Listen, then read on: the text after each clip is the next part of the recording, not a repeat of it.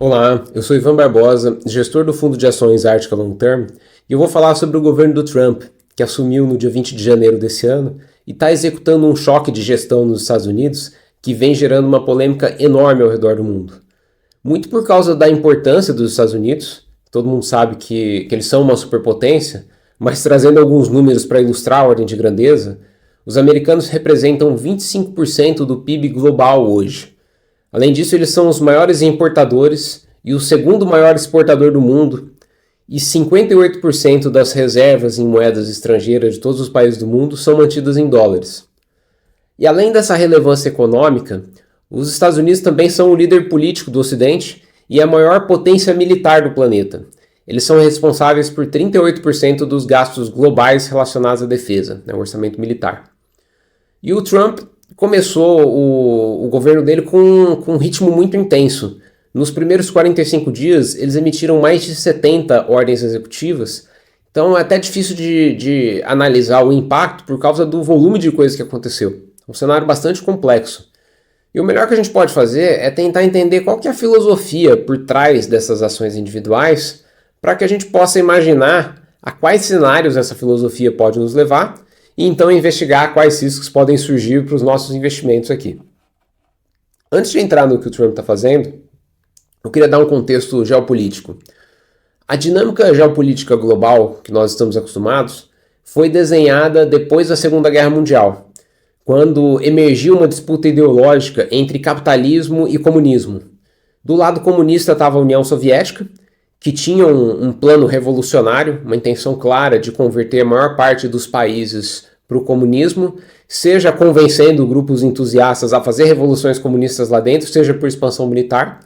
E do outro lado estava o bloco de países do Ocidente, liderados pelos Estados Unidos, envolvendo vários países da Europa Ocidental, que criaram um grande acordo de cooperação econômica e militar para defender o que eles chamavam de mundo livre, para fazer frente à União Soviética e essa expansão comunista. Na esfera econômica, o contexto era que a guerra tinha destruído a economia dos países europeus, principalmente. Todos os países estavam endividados, gastaram muito dinheiro com a guerra, então as finanças públicas foram muito deterioradas.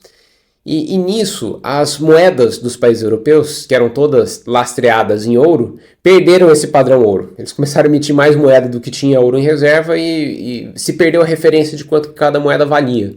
Então o comércio internacional se desorganizou. O fluxo de relações comerciais entre os países não tinha um parâmetro claro de preço. E para resolver esse problema, para reorganizar o comércio internacional, foi feito em 1944 o Acordo de Bretton Woods, que o resultado dele foi que o dólar americano passou a ser a moeda de referência para comércio internacional, praticamente de todo mundo, pelo menos do bloco ocidental, e havia uma garantia que os dólares americanos eram conversíveis em ouro. E as demais moedas passaram a ser expressas em uma taxa de câmbio fixa em relação ao dólar, que só seriam alteradas em situações extremas ali, mas isso dava uma estabilidade para que pudesse ser colocado preço nas coisas que estavam sendo negociadas em comércio internacional. E esse acordo teve uma série de outros desenvolvimentos para formar esse bloco ocidental de uma maneira eficiente. Foi criado o FMI, o Banco Mundial, para dar apoio financeiro para a reconstrução dos países envolvidos na guerra e para o desenvolvimento de países que ainda não tinham sido desenvolvidos. Em 1945, no ano seguinte, foi criada a ONU, com um objetivo amplo de promover paz e segurança internacional, e fomentar essa cooperação para o desenvolvimento dos países capitalistas e também para defender os ideais americanos, direitos humanos e liberdades fundamentais. E na esfera militar, a grande preocupação da época era que a União Soviética avançasse sobre o território europeu, porque não tem muita barreira geográfica entre o território que hoje é a Rússia e a Europa Ocidental. Então, e os países europeus estavam muito fragilizados pela destruição da guerra. Então o que foi feito para defender esse território foi um grande acordo militar da OTAN, que a essência dele era que se qualquer país membro da OTAN fosse atacado, todos os outros países ajudariam a defender o país atacado. Isso impedia que a União Soviética não isolasse países menores e fosse vagarosamente pegando um território aqui e outro ali. E a A governança desse sistema todo, né, na OTAN, principalmente na ONU também, foi de que apesar da diferença de poder militar entre os países membros fosse muito grande, a coisa fosse feita de uma maneira mais colaborativa. Então a OTAN, por exemplo, tinha um princípio que todos os países membros sempre respeitariam a soberania nacional dos outros países e que as principais decisões iam ser tomadas em consenso. Então, na prática, claro que os países tinham influências diferentes, mas se discutiria o tema até que todo mundo concordasse em fazer alguma coisa. Na ONU também, a ONU acabou virando um grande fórum, né, internacional. Eles começaram com 51 países e hoje tem mais de 190, para discussões de quaisquer temas que extrapolem fronteiras nacionais, né, com essa lógica de meio que formar uma democracia entre os países aliados do Ocidente. E esses acordos todos foram feitos sobre uma forte influência americana, porque a Europa estava destruída, endividada, sem condições de fazer grandes investimentos, né, precisando reconstruir sua infraestrutura, enquanto os Estados Unidos tinham sido muito menos afetados pela guerra, pela questão geográfica, eles estavam longe do campo de batalha, e eles já eram a maior economia do mundo. Então eles assumiram o ônus de serem os protetores do Ocidente, né, e os apoiadores do desenvolvimento capitalista. Dando alguns exemplos de que isso significava na prática, essa questão do comércio internacional, que no primeiro momento fizeram um acordo de Bretton Woods para permitir precificação, mas também tinha a questão de transporte de mercadorias, porque os navios cargueiros eram atacados ou por piratas ou por marinhas de países rivais. Então uma das ações dos Estados Unidos foi defender os mares com a sua própria marinha para que as mercadorias pudessem circular e houvesse um desenvolvimento desse bloco de países ocidentais através do comércio internacional. Esse foi um movimento de globalização que aconteceu no pós-guerra. Outra ação dos Estados Unidos foram o envolvimento deles nas guerras do Sudeste Asiático, por exemplo, a guerra do Vietnã e a guerra da Coreia. Super longe do território americano, mas o interesse lá era impedir que o comunismo avançasse por cima de todos os territórios lá do Sudeste Asiático. Então eles gastaram muito dinheiro com essas guerras. A do Vietnã é super famosa porque os Estados Unidos acabou perdendo, se retirando de lá, né? E todo o custo desses conflitos foram marcados exclusivamente pelos Estados Unidos. E o que eles tiveram em contrapartida a isso tudo, né? Todo esse apoio militar e desenvolvimentista? Tiveram o dólar virando a moeda de referência global. Na prática, o que isso significa é quando um país constitui o reserva de moeda internacional em dólar, esse país está virando um credor para os Estados Unidos. Então, estão emprestando dinheiro para o governo americano. E ter uma série de países emprestando dinheiro para o governo americano numa taxa baixa é uma enorme vantagem, né? Mas é até difícil de ver se valeu a pena ou não, né, todas essas despesas dos Estados Unidos e a vantagem de ter moeda de reserva. Essa configuração geopolítica se mantém mais ou menos a mesma até hoje. Os Estados Unidos ainda arcam com a maior parte do orçamento militar do Ocidente. Na OTAN, por exemplo, eles são responsáveis por 70% dos gastos de defesa, mesmo que eles tenham 50% do PIB do bloco. Então o gasto militar deles é desproporcional ao tamanho da economia americana, mesmo a economia americana sendo muito grande. O dólar ainda segue sendo moeda de reserva internacional, e as relações entre os países do Ocidente ainda seguem essa tradição multilateral, de ouvir todos os países, criar um grande fórum e agir de maneira mais colaborativa, olhando os interesses do grupo. Qual que é a mudança que o governo do Trump está trazendo? Agora eles estão adotando o princípio do America First. O Trump alega que os Estados Unidos estão em uma posição desvantajosa, em uma diversidade de acordos, sem necessidade.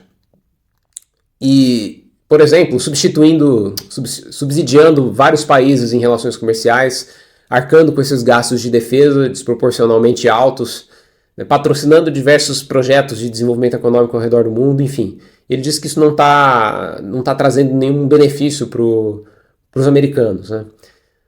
E muita gente tem criticado isso, atribuído isso à impulsividade ou à personalidade do Trump.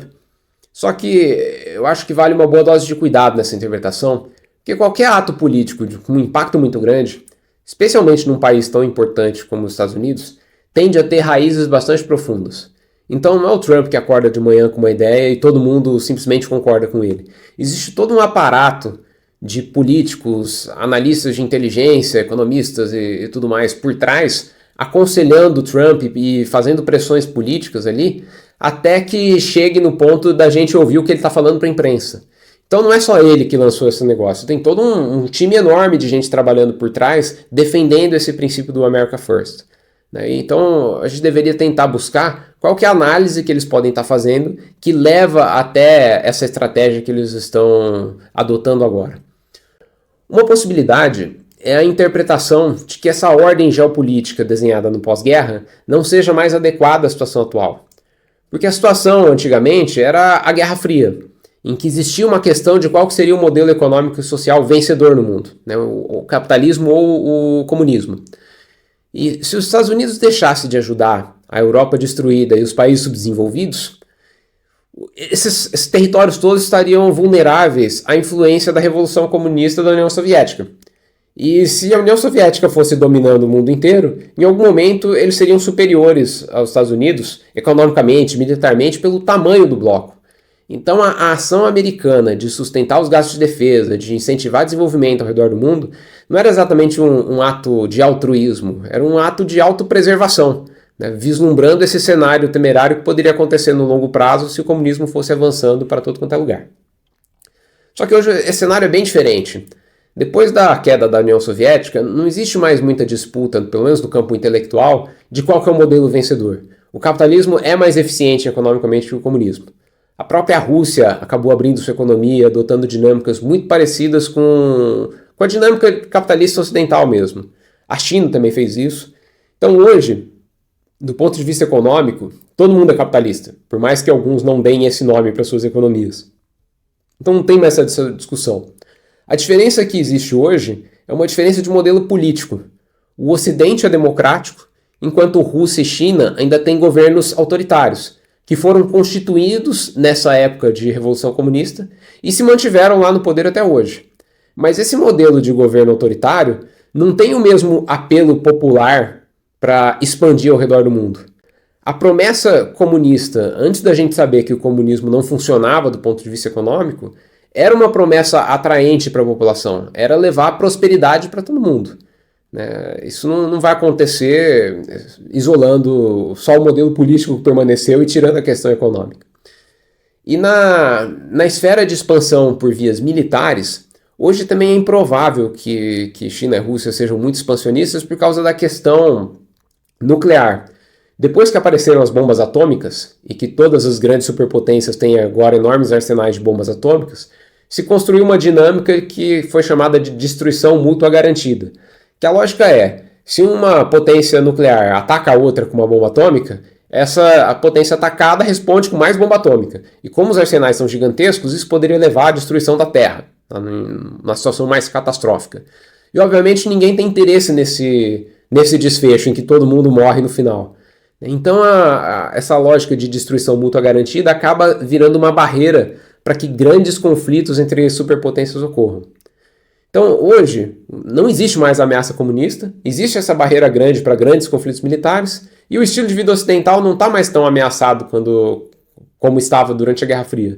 Então pode ser que os republicanos, olhando para isso e olhando para a atual dívida americana de 36 trilhões de dólares, tenham pensado assim, olha, não faz mais sentido a gente ficar patrocinando tudo ao redor do mundo, a gente precisa defender os nossos interesses e resolver nosso problema de endividamento. Então o que o governo Trump tem feito tem sido uma abordagem até bastante pragmática, né, num estilo conhecido no mundo empresarial. Está falando assim, olha, os Estados Unidos tem essa dívida enorme de 36 trilhões, que corresponde a 124% do PIB. O déficit americano hoje é de 6,4% ao ano, ao menos foi isso no ano passado. Só para dar uma ordem de grandeza, o Brasil tem dívida de 76% do PIB e o nosso déficit fiscal no ano passado foi 8,4%. Então o nosso déficit é um pouquinho maior, mas o endividamento é bem menor. E já está dando muita confusão esse nosso estado, né? Então o governo americano está muito mais endividado do que a gente. E mais importante ainda do que essa foto é que a situação fiscal americana vem piorando muito rápido. Começou a piorar bastante na crise do subprime. Então, o que aconteceu principalmente em 2008. No final de 2007, a dívida americana era de 63% do PIB. Então, de lá para cá, que é um período não tão longo assim, o negócio praticamente dobrou. E o que tem sido a resposta do Trump? Ele falou assim, o problema 1 é o déficit. Como é que a gente acaba com o déficit fiscal? Tem que cortar gasto e tentar arrecadar mais, mas é uma pauta que tem menor apelo na ala de direita, né? Então, principalmente cortar gasto. Então a iniciativa que ele lançou para isso é o DOGE, aquele departamento que foi criado e que o Elon Musk está liderando. Quem tiver mais interesse sobre isso, a gente já gravou uma discussão longa que está no nosso canal de YouTube. Mas, em essência, o que o DOGE busca é aumentar a eficiência do governo através de cortes de gastos. Sejam cortes por causa de fraude, por causa de ineficiência ou qualquer coisa assim. Mas a pauta é cortar gastos do governo federal. Um segundo ponto da agenda do Trump é priorização do desenvolvimento econômico americano. Então, nessas relações com outros países, deixou de valer só a lógica geopolítica e agora vale a lógica econômica. Os Estados Unidos querem ganhar dinheiro porque eles têm uma dívida a pagar. E um terceiro ponto é desregulamentação das indústrias domésticas dos Estados Unidos para que essas indústrias possam se desenvolver com mais facilidade. Então, um exemplo é a volta do incentivo para a exploração de combustíveis fósseis. Estão abandonando a pauta ambiental e incentivando que volte a cavar poços de petróleo, porque isso vai trazer uma energia mais barata que pode apoiar o desenvolvimento mais rápido da economia americana. No comércio internacional, os Estados Unidos está divulgando que vai aumentar várias tarifas de importação com base em dois princípios. Um é um pouco mais polêmico, que é usar isso como ferramenta de pressão. Então, um exemplo aqui, no caso recente, que eles deportaram um bloco lá de imigrantes ilegais, um país não queria receber esses imigrantes, os Estados Unidos foi lá e colocou uma taxa, ou ameaçou colocar uma taxa muito grande, que serviu como instrumento de pressão para que eles recebessem os deportados. E um segundo princípio, que é mais firme, é de reciprocidade. Dos Estados Unidos falarem assim, olha, eu vou cobrar as mesmas taxas que os outros países estão me cobrando, que hoje existe uma assimetria. Tipicamente, os Estados Unidos têm taxas de importação mais baixas que os outros países. E esse princípio é um pouco mais difícil de combater, porque todo mundo critica imposição de taxas, falando que é protecionista e tudo mais, mas quase todos os países praticam isso também em algum grau. Então, na mesa de negociação, é difícil defender que é justo que um país tenha um nível de tributação, né, de importações muito diferente do outro. Então, não sei exatamente o que vai acontecer, mas sendo exaustivo nas possibilidades, tem 3 cenários. Um cenário é o país afetado simplesmente aceitar a alta de taxa e se adaptar a esse novo cenário, que faria com que as exportações para os Estados Unidos caiam um pouco, né, poderia ter um pouco de aumento da inflação americana, mas, em última instância, o governo Trump aumentaria a sua arrecadação. Num primeiro momento, ele deveria usar essa arrecadação extra para pagar a dívida e depois diminuir a carga tributária por outros impostos, né? Então, o estado final seria mudar a fonte de arrecadação de outros impostos para tarifas. Um segundo cenário é o país afetado, ao invés de aceitar a alta de taxas, negociar com os Estados Unidos para baixar as deles. Assim, em vez de nós dois ficarmos com taxas altas, vamos nós dois ficarmos com taxas baixas. Que isso seria vantajoso para os Estados Unidos também, porque aumentaria o fluxo de exportações americanas para esse país e acabaria aumentando um pouco a arrecadação, pela aceleração do crescimento da indústria americana com essas exportações extras. E um terceiro cenário é que os Estados Unidos e o país afetado entrem em guerra comercial, que significa começar a escalar as taxas, um aumenta em retaliação ao outro e as taxas vão saindo do patamar normal. Isso seria bastante ruim para os dois lados, porque o resultado desse aumento muito grande de taxas é diminuir o fluxo de comércio bilateral. E se você está comprando alguma coisa de outro país, é porque é mais barato ou mais vantajoso, por qualquer motivo que seja, produzir lá. Se o que te faz trazer essa produção para o seu país é uma taxa, que é um negócio artificial, né, taxas muito altas poderiam levar a um estado de ineficiência operacional mesmo. Então esse seria um cenário que machucaria a economia dos dois países. A gente não vai conseguir prever o que vai acontecer, porque nessa história das tarifas, o cenário depende da reação de cada um dos países envolvidos em comércio exterior com os Estados Unidos. Então é um emaranhado de coisas.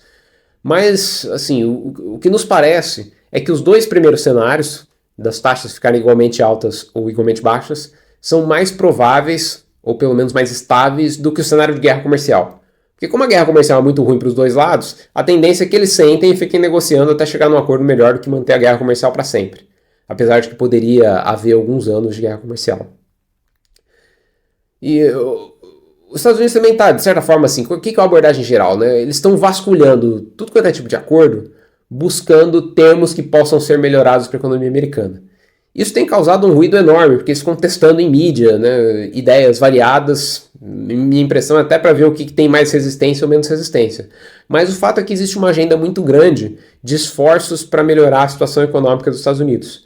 E é provável que pelo menos parte desses esforços rendam frutos. Então, o que me parece provável é que a economia americana vai melhorar. Se não de imediato, pode ter algum impacto negativo por causa de guerra comercial e tal, no médio prazo esse conjunto de ações muito variadas devia dar algum resultado positivo para eles.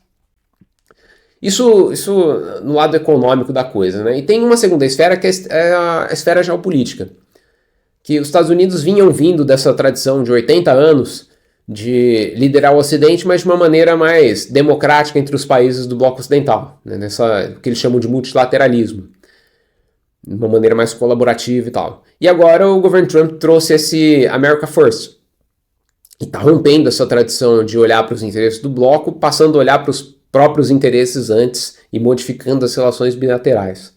Isso tem causado uma série de atritos. O ponto principal de discussão tem sido a guerra entre a Ucrânia e a Rússia, que começou em 2022 e a postura dos países membros da OTAN foi sempre de apoiar a Ucrânia, não com mandando soldados próprios para lá, porque isso poderia escalar a guerra e virar uma terceira guerra mundial, mas eles estão financiando a guerra, mandando equipamentos militares, né? Estão fortemente apoiando pelo lado econômico a Ucrânia. E a razão para que isso seja feito é uma que tem todo um histórico da OTAN flertar com a Ucrânia. A Ucrânia não faz parte da OTAN, mas teve conversas para fazer parte, até um pouco do motivo que a Rússia invadiu lá foi porque a Rússia não queria que tivesse um país membro da OTAN na sua fronteira, né? Mas o grande medo da Europa é permitir que seja criado um precedente de expansão territorial via ação militar da Rússia. Porque se não se faz nada e deixa a Rússia pegar um pedaço lá da Ucrânia, daqui a alguns anos a Rússia poderia pegar mais um pedaço de algum outro lugar. E assim ir avançando sobre a Europa Ocidental. Então essa era a razão de toda essa preocupação com a guerra da Ucrânia. Mas o Trump chegou com uma interpretação diferente, de que os Estados Unidos estão financiando uma guerra muito distante do seu território, sem benefícios imediatos para os americanos, então a melhor solução seria negociar o fim da guerra, mesmo que para isso tenha que abrir mão desse princípio de que nenhuma expansão territorial via militar seja permitida.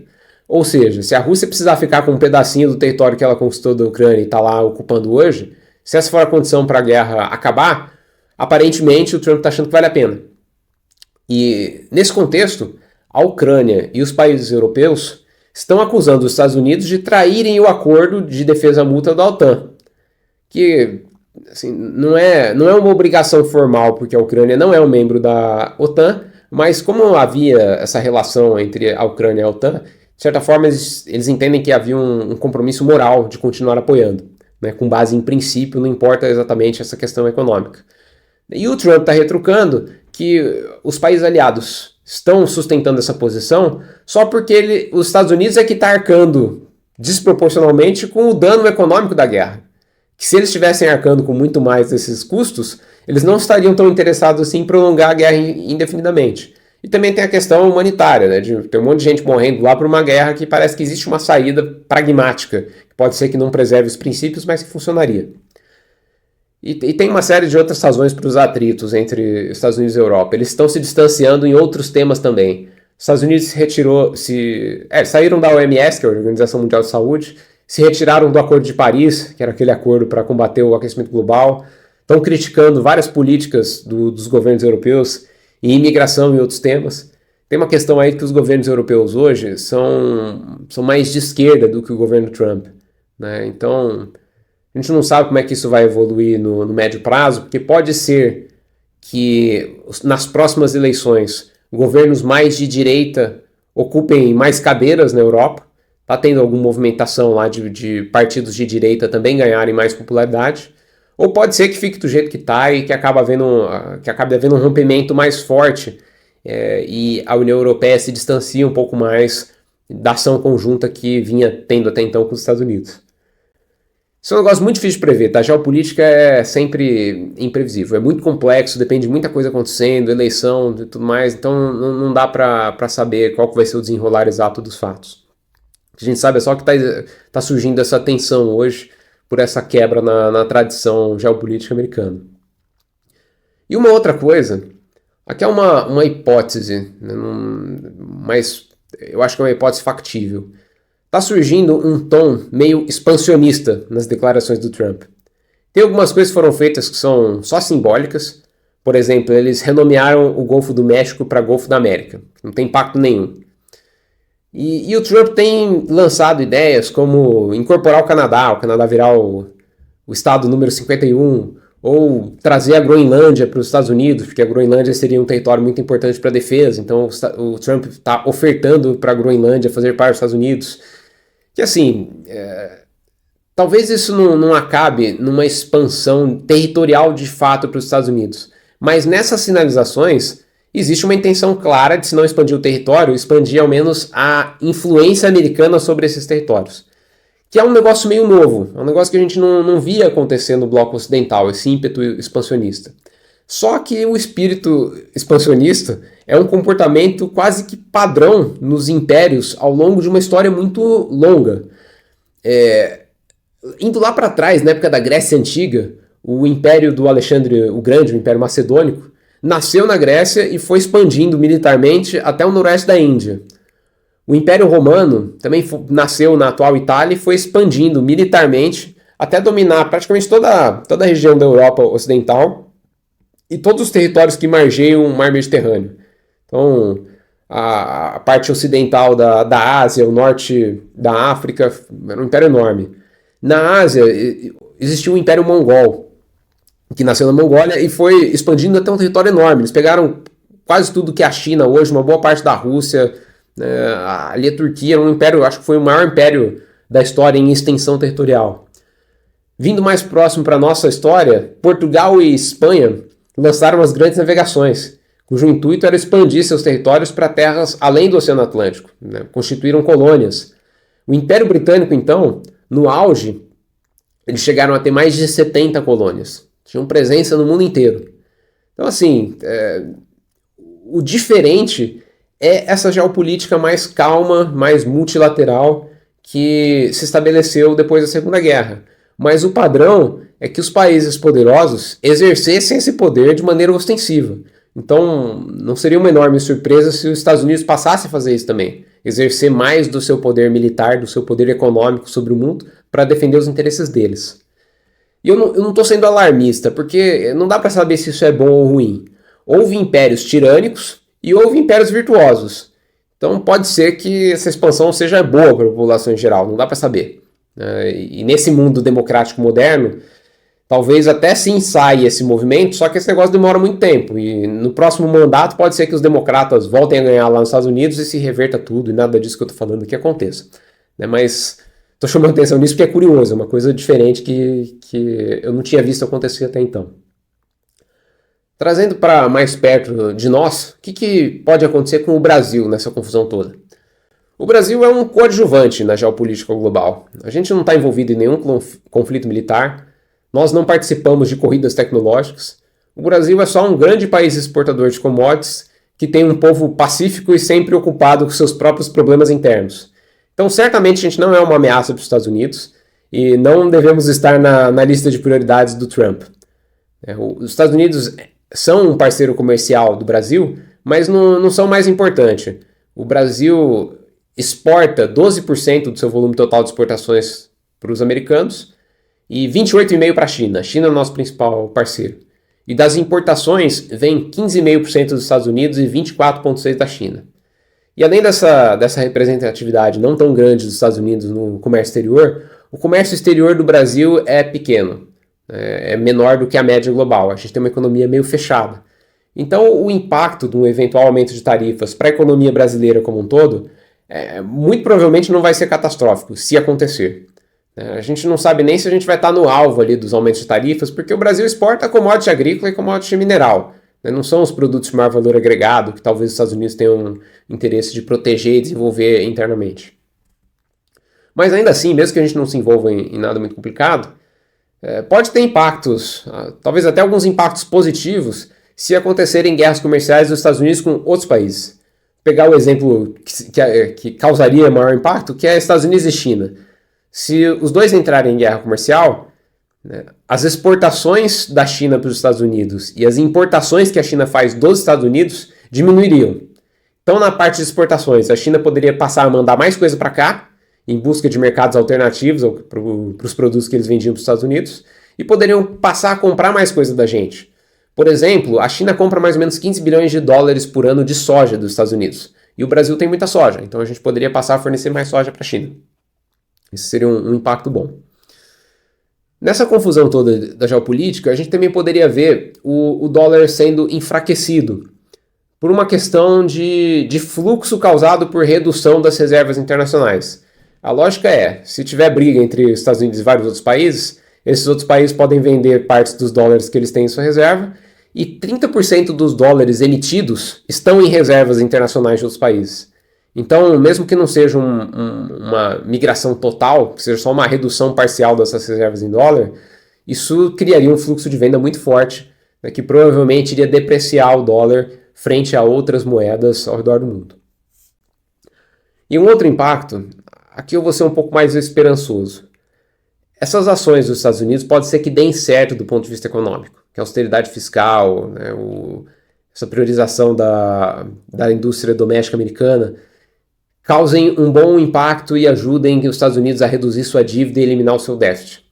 Se isso acontecer, o exemplo americano pode inspirar ações similares em outros países. Então, quem sabe o Brasil não vendo lá os Estados Unidos diminuir sua dívida, diminuir seu déficit, também resolve fazer isso aqui. Quem sabe o governo de 2026 traz uma pauta parecida.